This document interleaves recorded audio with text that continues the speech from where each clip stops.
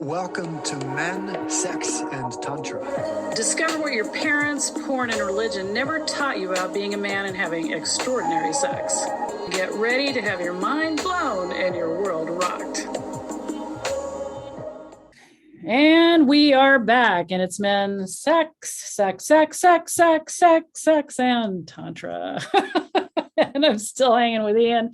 We're having a great time as we so how I do these episodes in the behind the scenes moment is that usually, I invite my male co-host and we schedule 2 to 3 hours out, and then we shoot, however many episodes we're going to shoot in that time.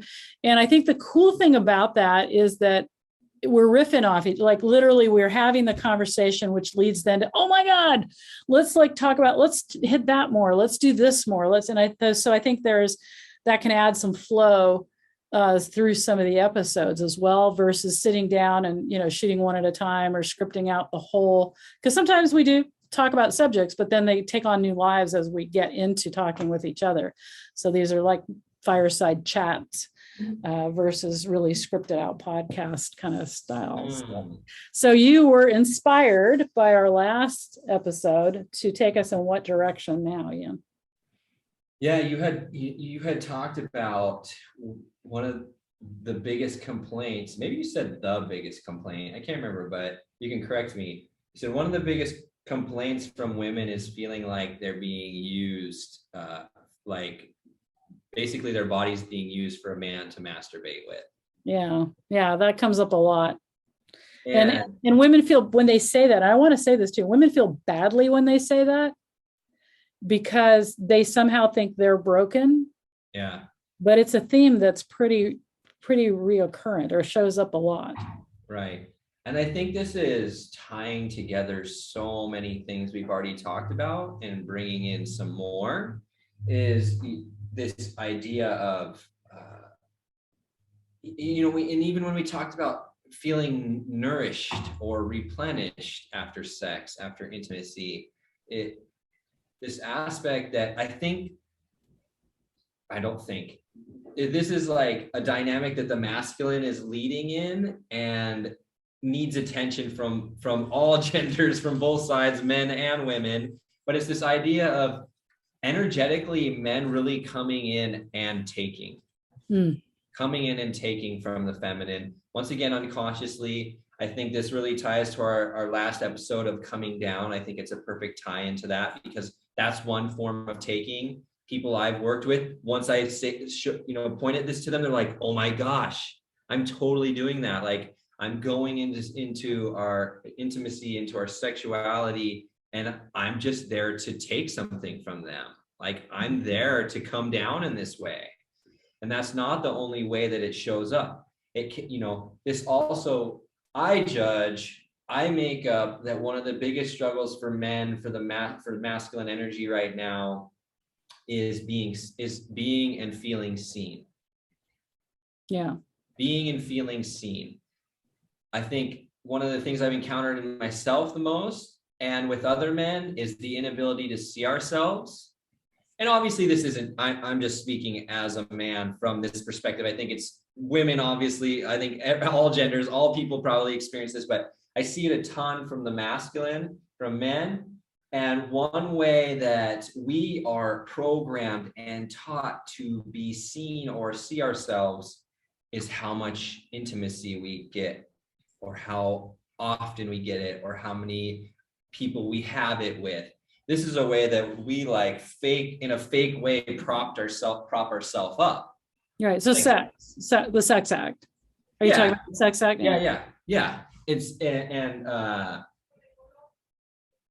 so this certain aspect of the world tells me I'm valued and cool and important if I have this on my resume. Validation through sex. Yeah. Validation through sex. Yes, exactly. Thank you for clarifying that. And this, like you said, is felt. It's felt in. It really is a taking. Yeah.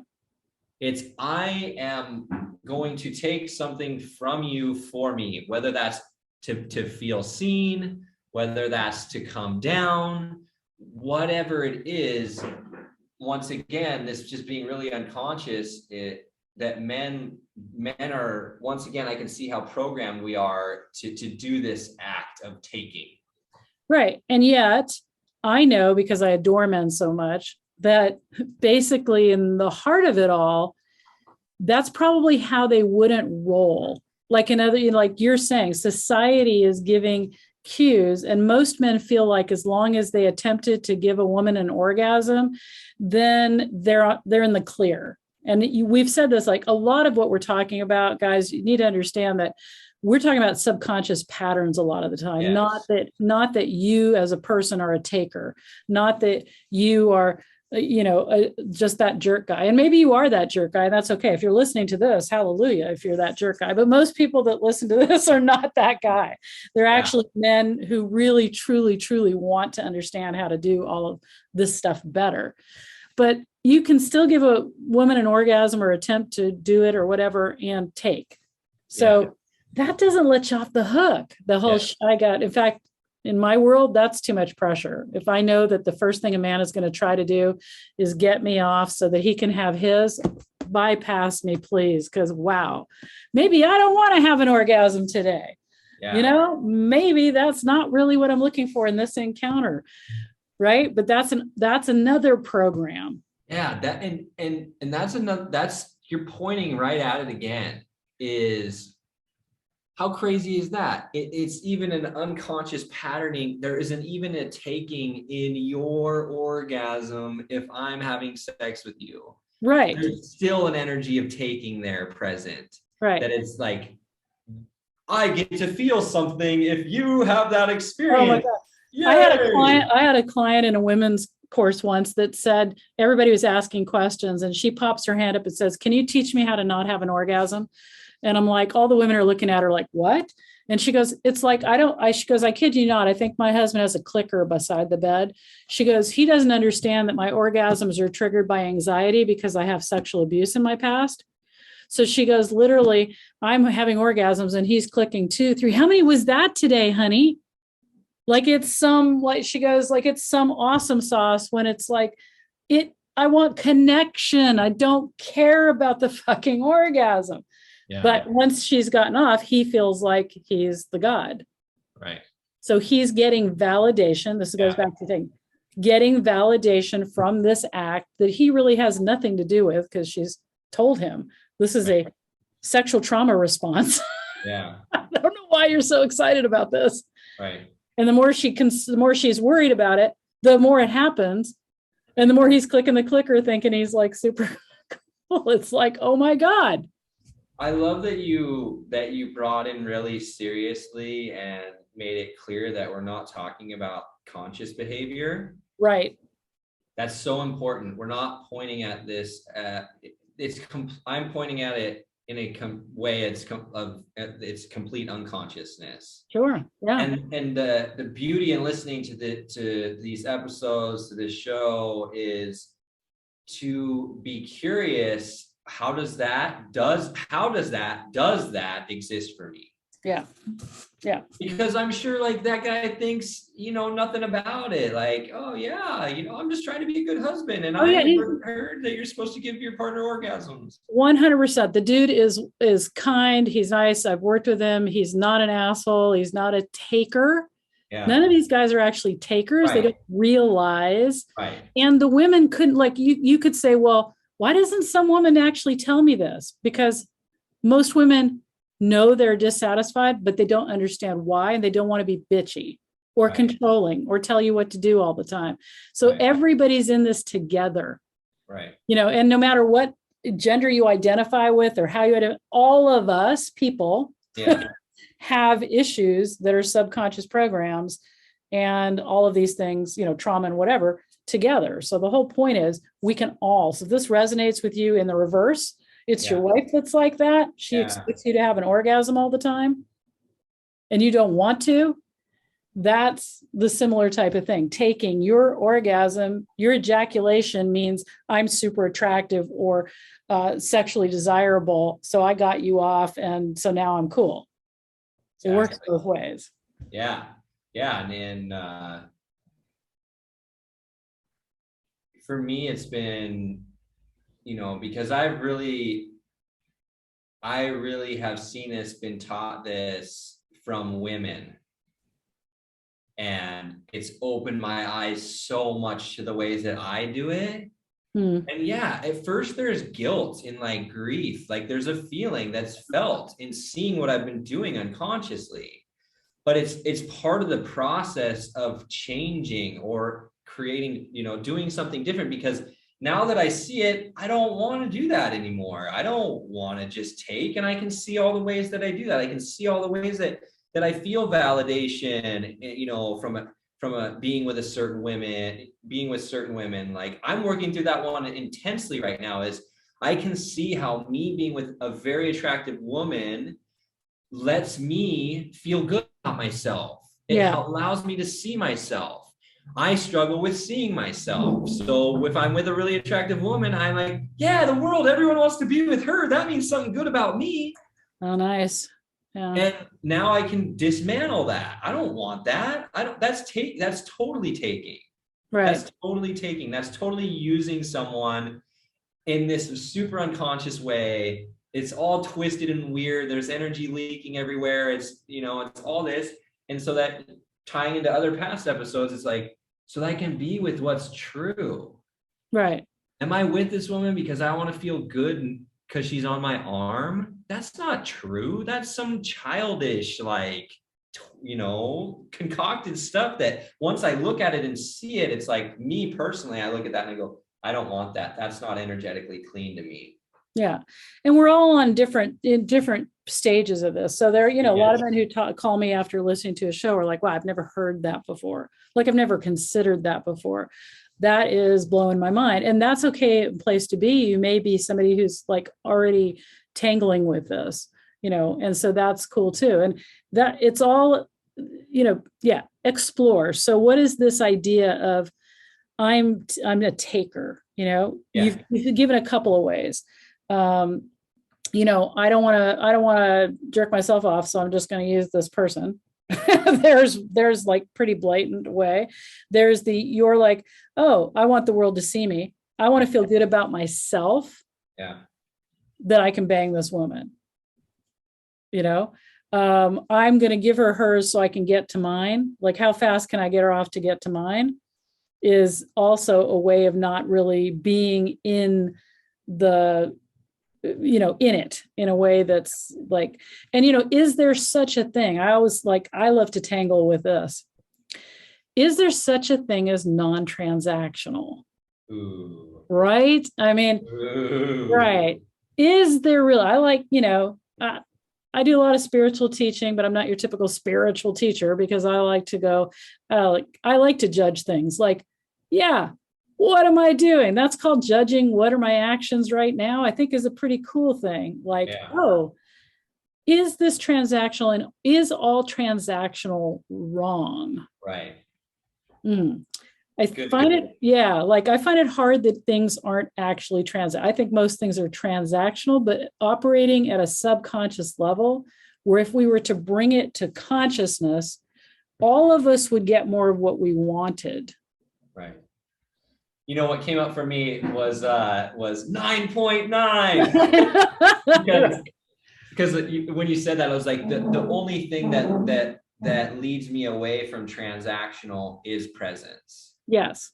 That's like the closest when you said that, I was like, okay, what's the furthest from transactional? When I'm living in presence, that's the closest I can get to being away from transactional. 1 point. Yeah. So you think about that. So that 9.9 presence, 100% focus, totally in the body, non-transactional. Why is that so appealing? Right. Well, right there. So if you're like, what makes women satisfied sexually would be all of that right there, but not just at your 9.9, which sounds like, holy crap, because men ask me a lot about like, what's intimacy? What's this? Oh, I have to bring her flowers.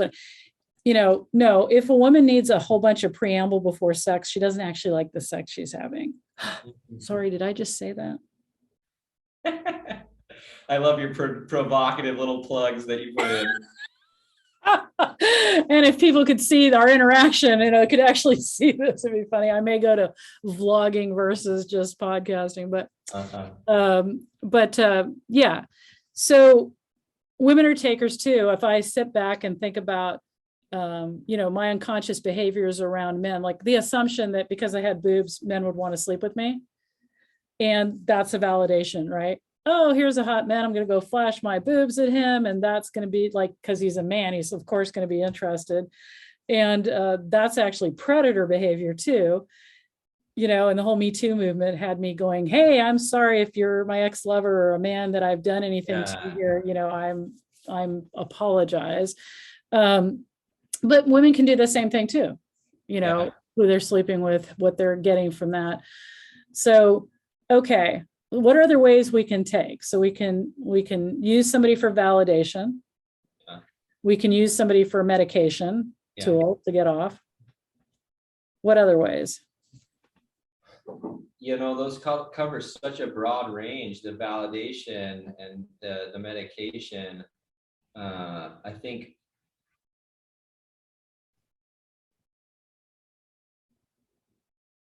I think that there's infinite ways that it shows up in different varieties, but it's really just it's an energetic of, from my experience with you, I'm gonna walk away with something,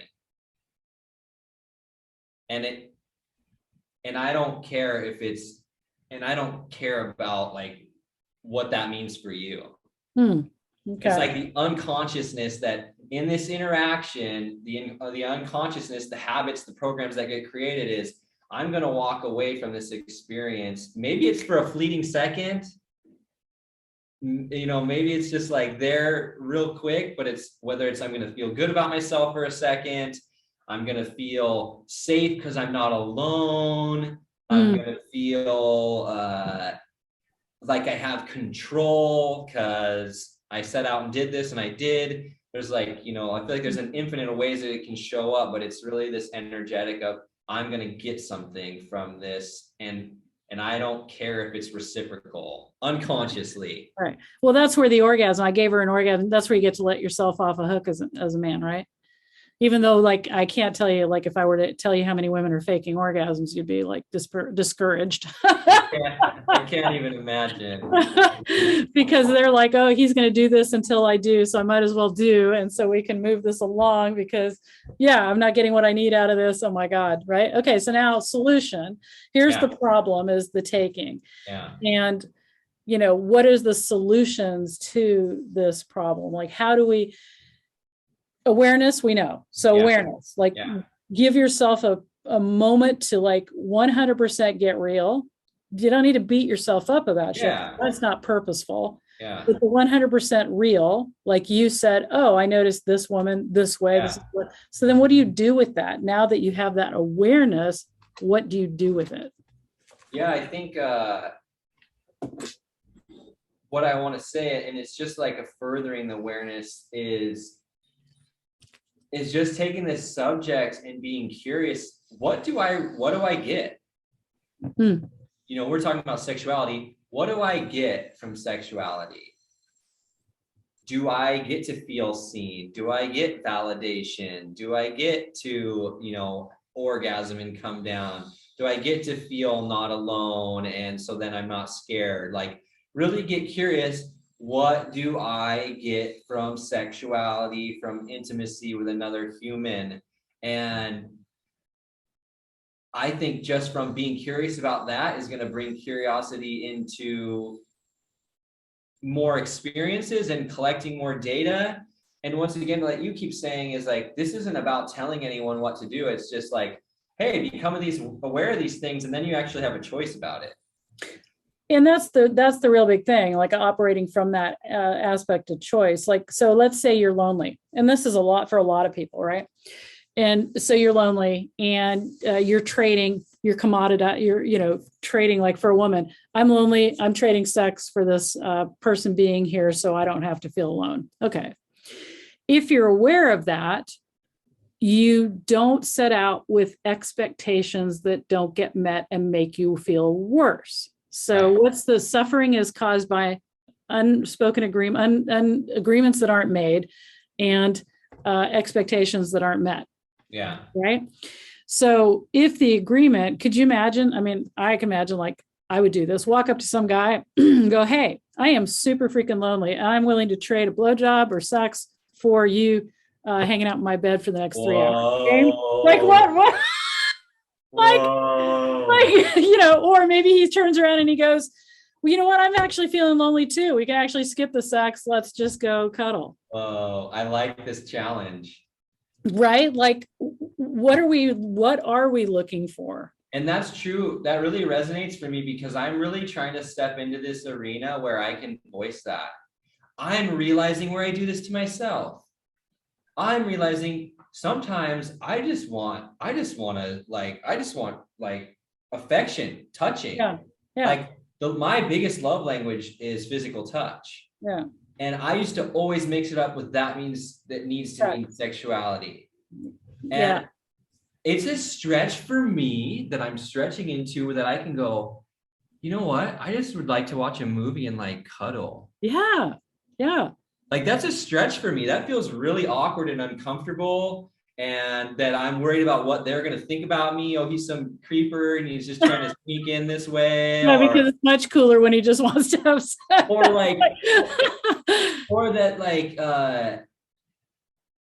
there's just like this stretch for me. So I love that you brought that because it's real for me in my life. And it's just being like,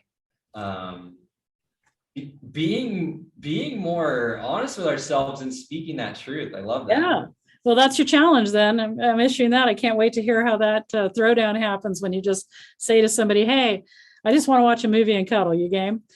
And see what happens. I mean, they actually have cuddle buddies now, right? People you can hire to cuddle with you. But yeah, so when we take that idea first about the realization of the what we're trying to get from people, what we're trying to fill. Ideally, we'd fill this first with ourselves. I mean, that's the always thing is self-sufficiency doesn't mean isolation or you don't need anybody, but self-soothing is really helpful because when you self-soothe, you are less willing to take from other people and you're more willing to ask for what you need beyond just your self-soothing, right? So tons of people get into relationship for the whole idea of actually just being held. I used to run this little Tantra community where we'd show up once a week or whatever.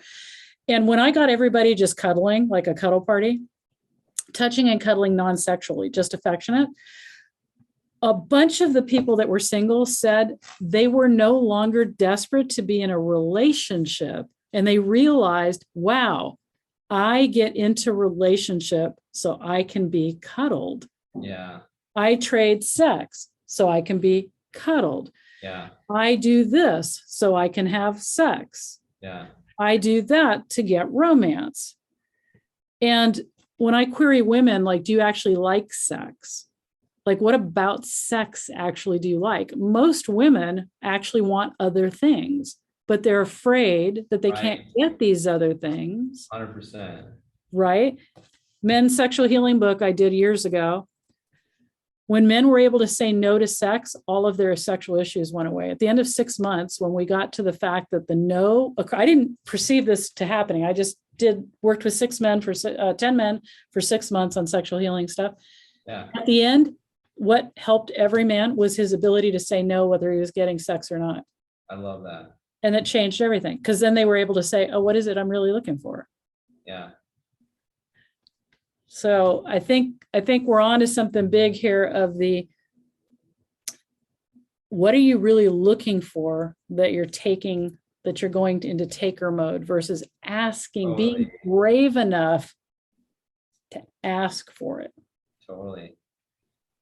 And it's on the similar level of programming, it carries that same frequency of fear that is asking that original question we started with episode 1 is like stretching out and opening and expanding to what are my desires? You know, have I just been in this box?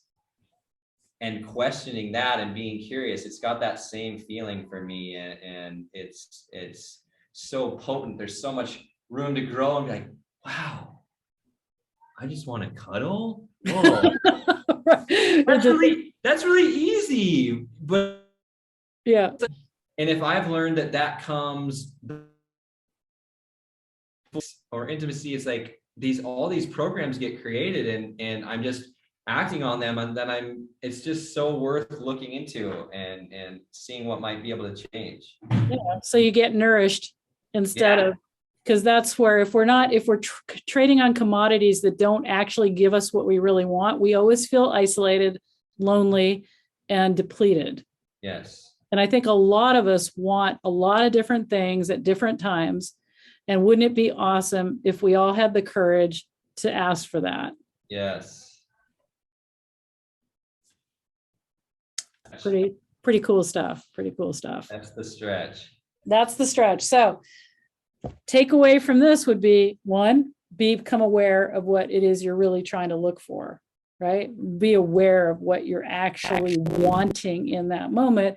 And then taking the risk that if you were to state what you wanted, instead of going through all these whatever things, of taking, stating what you wanted might get you what you want. Take that risk. It doesn't always. I'm that person. I usually ask for what I want, even if it sounds crazy or whatever. It's like, I just go for it, because what's the worst that can happen? Somebody says no.